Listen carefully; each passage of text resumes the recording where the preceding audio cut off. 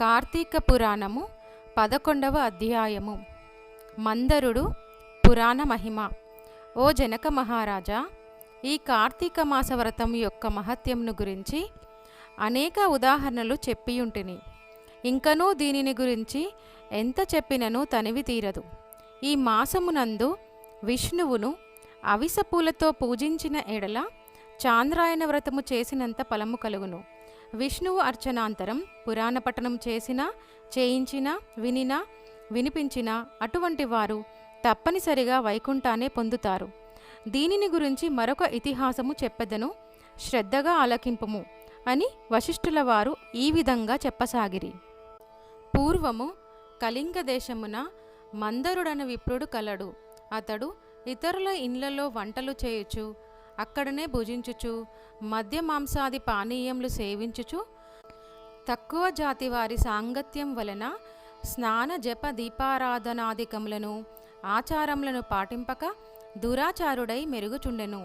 అతని భార్య మహాసాధ్వి, గుణవంతురాలు, శాంతిమంతురాలు. భర్త ఎంత దుర్మార్గుడైనను పతినే దైవంగా చెంది విసుగు చెందక సకల ఉపచారాలను చేయుచు పతివ్రత ధర్మంను నిర్వర్తించుచుండెను. మందరుడు ఇతరుల ఇండ్లలో వంటవాడుగా పనిచేయుచు ఇల్లు గడపక చిన్న వర్తకము కూడా చేయసాగెను.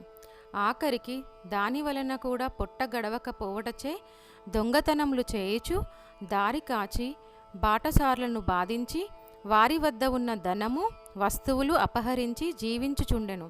ఒక దినమున ఒక బ్రాహ్మణుడు అడవి దారిన పడిపోవుచుండా అతనిని భయపెట్టి కొట్టి ధనమును అపహరించుచుండగా అక్కడకు మరొక కిరాతకుడు వచ్చి ధనాశచే వారిద్దరినీ చంపి ధనము మూట కట్టుకొని వచ్చుచుండెను.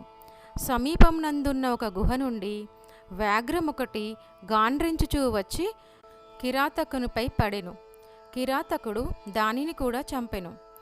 కాని ఆ పులి కూడా తన పంజాతో కిరాతకుణ్ణి కొట్టియుండుట వలన ఆ దెబ్బకు కిరాతకుడు కూడా చనిపోయెను. ఈ విధంగా ఒకే కాలంన కూడా యమలోకంన నలుగురు 4 విధముల హత్యలు చేసి చనిపోయినందున ఆ నలుగురు కూడా యమలోకమున అనేక శిక్షలు అనుభవించుచు రక్తము కక్కుచు బాధపడుచుంటిరి. మందరుడు చనిపోయిన నాటి నుండి అతని భార్య నిత్యము హరినామస్మరణ చేయుచు సదాచారవర్తిని అయి భర్తను తలుచుకొని దుఃఖించుచు కాలము గడుపుచుండెను. కొన్నాళ్ళకి ఆమె ఇంటికి ఒక ఋషి పుంగవుడు వచ్చెను. ఆ వచ్చిన ఋషిని గౌరవంగా ఆహ్వానించి ఆర్ఘపాద్యములు సమర్పించి పూజించి, స్వామి, నేను దీనురాలును, నాకు భర్త కానీ సంతతి కానీ లేరు. నేను సదా హరినామస్మరణ చేయుచు జీవించుచున్నాను. నాకు మోక్ష మార్గము ప్రసాదించమని బ్రతిమాలు కొనెను. ఆమె వినయమునకు ఆచారమునకు ఆ ఋషి సంతోషించి, అమ్మా, ఈ దినము కార్తీక పౌర్ణమి, చాలా పవిత్రమైన దినము. ఈ దినమును వృధాగా పాడు చేసుకోవద్దు. ఈ రాత్రి దేవాలయములో పురాణము చదువు. నేను చమురు తీసుకొని వచ్చెదను. నీవు ప్రమిదను వత్తిని తీసుకొని రావలయను.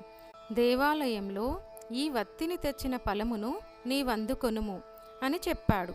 అందుకు ఆమె సంతోషించి వెంటనే దేవాలయంకు వెళ్ళి శుభ్రము చేసి గోమయంచే అలికి ముగ్గులు పెట్టి తానే స్వయంగా వత్తి చేసి 2 వత్తులు చేసి ఋషి తెచ్చిన నూనె ప్రమిదలో పోసి దీపారాధన చేసెను. అటు తరువాత ఇంటికి వెళ్ళి తనకు కనిపించిన వారినిల్లా ఈరోజు రాత్రి ఆలయమందు పురాణ కాలక్షేపము జరుగును, అందరూ రండి అని అందరినీ పురాణంనకు ఆహ్వానించెను. ఆనాటి నుంచి ఆమె విష్ణు చింతనచో కాలం గడుపుచుండెను. కొంతకాలమునకు మరణించెను. ఆమె పుణ్యాత్మరాలు అగుట వల్ల విష్ణుదూతలు వచ్చి విమానము ఎక్కించి వైకుంఠంనకు తీసుకొని పోయిరి. కానీ ఆమెకు పాపాత్ముడైన భర్తతో సహవాసం వలన కొంచెం దోషం ఉండుట చేత మార్గమధ్యంన యమలోకంనకి తీసుకొని వెళ్ళారు. అచట నరకమందు మరి ముగ్గురితో బాధపడుచున్న తన భర్తను చూసి, ఓ విష్ణుదూతలారా, నా భర్త మరియు ఆ ముగ్గురు ఈ నరక బాధ పడుచున్నారు. కావున నాయందు దయ ఉంచి వానిని ఉద్ధరింపండి అని ప్రాధేయపడెను. అంతటా విష్ణుదూతలు అమ్మా, నీ భర్త బ్రాహ్మణుడై ఉండి కూడా స్నాన సంధ్యాదులు మాని పాపాత్ముడైనాడు. రెండవవాడు కూడా బ్రాహ్మణుడైనను అతడు కూడా ధనాశచే ప్రాణహితుణ్ణి చంపి ధనమును అపహరించెను. మూడవవాడు వ్యాఘ్రము. నాలుగవవాడు పూర్వం ద్రవిడ దేశమున బ్రాహ్మణుడై జన్మించినను అనేక అత్యాచారములు చేసి ద్వాదశి రోజున కూడా తైలలేపనము మద్య మాంస భక్షణము చేసి పాపాత్ముడైనాడు. అందుకే ఈ నలుగురు నరక బాధలు పడుచున్నారు అని వారి చరిత్రను తెలిపెను. అందుకు ఆమె చాలా విచారించి, ఓ పుణ్యాత్ములారా, నా భర్తతో పాటు మిగిలిన ముగ్గురిని కూడా ఉద్ధరించండి అని ప్రార్థించగా, అందులకా దూతలు, అమ్మా, కార్తీక శుద్ధ పౌర్ణమి నాడు నీవు వతితో చేసిన ఫలమును వ్యాఘ్రమునకు, ప్రమిద ఫలము కిరాతకునకు, పురాణము వినుట వలన కలిగిన ఫలము ఈ విప్రునకు దారపోసినచో వారికి మోక్షము కలుగును అని చెప్పగా, అందుకు ఆమె అలాగే దారపోసెను. ఆ నలుగురు ఆమె దగ్గరికి వచ్చి విమానమెక్కి వైకుంఠమునకు వెళ్ళిరి. కావున ఓ రాజా, కార్తీక మాసమున పురాణము వినుట వలన, దీపము వెలిగించుట వలన ఎట్టి ఫలము కలిగినో వింటివా అని వశిష్ఠుల వారు తెలిపిరి. ఇట్లు స్కాంద పురాణాంతర్గత వశిష్ఠ ప్రోక్త కార్తీక మహత్యమందలి ఏకాదశాధ్యాయము 11వ రోజు పారాయణము సమాప్తము.